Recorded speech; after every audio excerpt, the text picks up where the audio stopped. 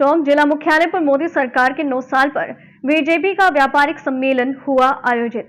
देर रात कार्यक्रम में पहुंचे सांसद रामचरण बोहरा ने विधायक सचिन पायलट के वसुंधरा राजे पर लगाए गए भ्रष्टाचार के आरोपों पर बोलते हुए कहा कि डिप्टी सीएम और कांग्रेस प्रदेशाध्यक्ष रहते हुए याद नहीं आया, और जब डिप्टी सीएम और प्रदेश अध्यक्ष पद से इस्तीफा ले लिया तब कुर्सी की लड़ाई के लिए अनगढ़ बातें करते हैं। बीजेपी के व्यापारिक सम्मेलन में पहुंचे रामचरण बोहरा को श्री व्यापार महासंघ के पदाधिकारियों ने ज्ञापन देकर टोंक के व्यापारियों की समस्या बताई। ज्ञापन के जरिए प्रधानमंत्री मोदी से ऑनलाइन बाजार के लिए टोंक जैसे छोटे शहरों के व्यापारियों के लिए नियमों में संशोधन कर नियम बनाने की बाकी वही एसएसएमई के लिए किए जा रहे प्रयासों का निचले स्तर पर व्यापारियों का फायदा न होने की शिकायत की। नवभारत समाचार राजस्थान के टोंक से केशवराज सेन की रिपोर्ट। लगाकर आपको जनता को धोखा देने का काम कर रही है। हम कह सकते हैं कि राजस्थान की सरकार ने जिस तरह का बेरोजगारी भ्रष्टाचार की चरम सीमाएं लाद के रख दी है, इस सरकार के अंदर जिस तरह महिला अत्याचार के रिकॉर्ड कायम करे, राजस्थान की क्राइम के अंदर राजस्थान नंबर 1 है। पुलिस के थाने लूट के थाने बने हुए, बदली माफिया सक्रिय है। आज जो हालत राजस्थान की बना दी है, मित्रों समझना पड़ेगा, राजस्थान को बचाना होगा। योगी ने उत्तर प्रदेश सुधारा है, मोदी 2023 के अंदर राजस्थान को सुधारेगा।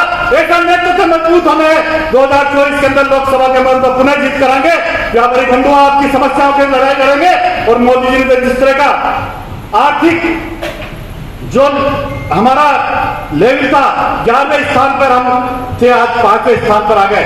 मोदी जी रात दिन काम कर रहे हैं। अब यूक्रेन की घटना को उठाकर देखिए, जब वहां का बच्चा और हिंदुस्तान वापिस आने लगा, एक तिरंगे झंडे के आगे गोलियां पीछे चली गई और उसको रास्ता प्रशस्त कर दिया।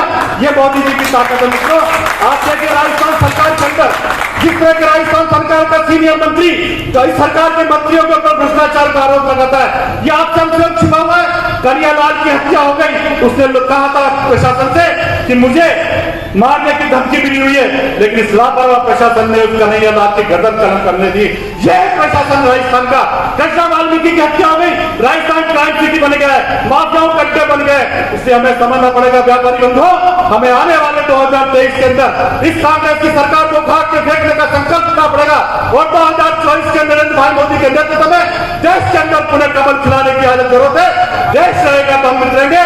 भारत माता के लिए हम सब मित्रों सारी छोटी मोटी बातें को भूल के लिए हमारा झंडा बुलंद करना पड़ेगा और नरेंद्र भाई मोदी के नेतृत्व के अंदर हम 2023 और 2024 के अंदर कमल खिलाएंगे, ऐसा संकल्प लेने की आवश्यकता है। मैं सभी कार्यकर्ता व्यापारी से निवेदन करना चाहता हूं, एक बार रामचरण जी बोहरा को दोनों हाथ खड़े करके बता दें 2023 और 2024 के अंदर पूर्ण समर्थन के साथ हम कमल खिलाने का काम करें। सभी व्यापारी हाथ खड़ा करके समर्थन करें। बहुत बहुत धन्यवाद। जय भारत, जय हिंद। मोटे अनाज मिल के भारत में बढ़ावा देना, जिससे मोटे अनाज के मक्का जो इनसे उत्पाद होने वाले जितने भी आइटम हैं उनके उद्योग स्थापित करना, उनके बारे में जानकारी देना भी। हाल ही में हम दिल्ली के माध्यम से एक प्रदर्शनी लगी थी, मोदी जी प्रधानमंत्री जी वहां पर बता रहे थे, वहां में इसके मोटे अनाज के बारे में जानकारी दी गई थी कि मोटे अनाज से हम जो कुरकुरे खाते हैं बाजार में, जो आपकी जो कुरकुरे आते हैं, उस तरह के जो मिनरल्स के बोर्नविटा सेरेलेक वगैरह ये सब मोटे अनाज से बनता है। इसके बारे में मोदी जी ने प्रदर्शनी लगाई थी दिल्ली के अंदर, वहां गए थे, इसके बारे में बताया गया।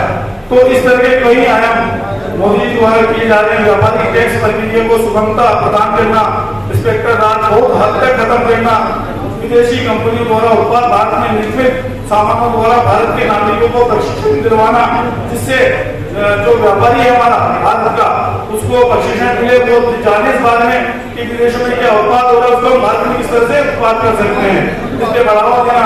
उद्योग जगत में सेमी इंडस्ट्री को सब्सिडी देकर इसको उद्योग प्रोजेक्ट को सफल बनाना, जिससे हमारा जो स्थानीय जो सेमी इंडस्ट्री है वो अपने आप को मजबूत करे। आज 5 करोड़ के लोन हमारे 5 से 7 करोड़ टोक में 3 दिनों के अंदर हुए हैं, जो इसी प्रोजेक्ट में आता है, जिसको सब्सिडी प्रदान की गई, तो उससे व्यापारियों को बहुत सफलता मिली है, अपने व्यापार को आगे बढ़ाया है।